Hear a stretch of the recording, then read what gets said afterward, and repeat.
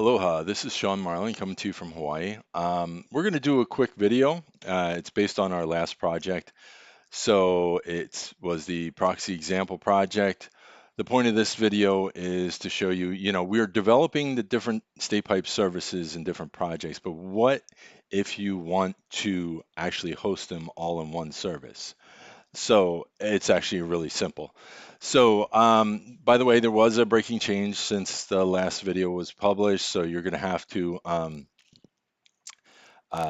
reinstall the Service Creator tool. You're going to have to restart, the Docker infrastructure start. Just run that again so it can pull the latest Explorer Docker image, and that meaning State Pipe Service Explorer Docker image, and you're going to have to update your NuGets to the new 2.0 version. I've already done that.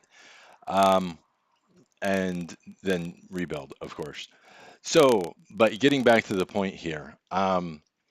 So in the, so we remember that basically the proxy example has a proxy to the proxy example child service.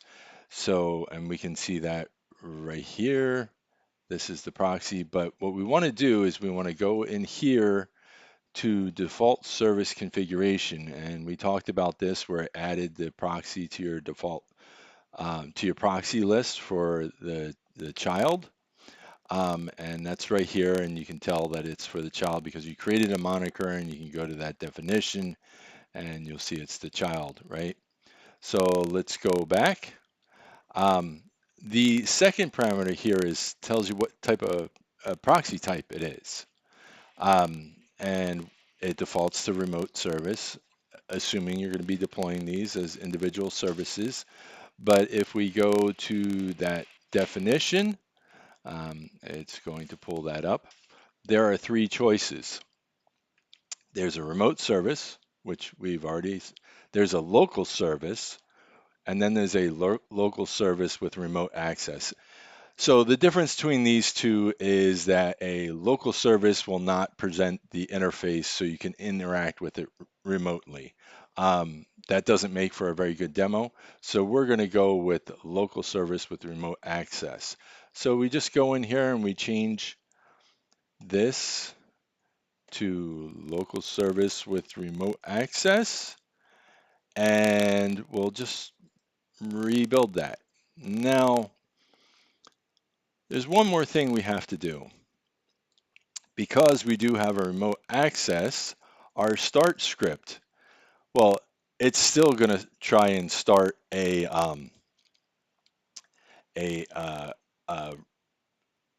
the service as an independent service. So we're just going to comment out everything here.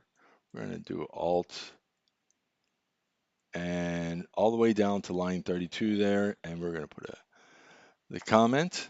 Okay, so we should be good to go. So we just press start.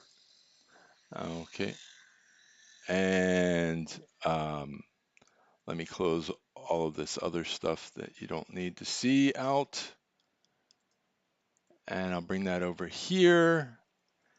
And it looks just like it did before. We're going to go into copy our password, same place. We're going to copy that.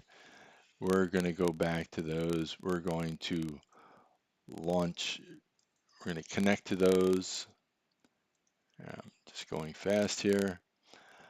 Okay, and you'll see that it's connected. Both of them are connected. We can move this so we can now put them side by side. And what we want to do, just like we saw before, these dummy events were daisy chained. I'll move this up to here for now. And here is what I'll call the parent service. And if we send false, they both should respond false from here. And yes, they did. You got falses. If you send true, they'll both echo back true, and they did. And even though this one's true, if you go, this one's false, because remember, this is going to publish this. This service is going to get it, and it's going to publish the same thing. They both respond false. So that was just a quick video so that you can understand the differences between the deployment of your services and what you need to do. It's rather simple. And just the last thing, if you chose local service instead of local service with remote, and now I have to remember what I said, with remote access, uh, basically this page right here pointing to the child would never come up. And that's because it does not, the infrastructure does not set up all the RabbitMQ queues and everything like that, even though locally internal to the process, this service would still be talking to that one. Might be what you want, might be what you want in a production environment, but it's up to you to decide. All right, well, with that, I am going to sign off and say aloha and a hui ho.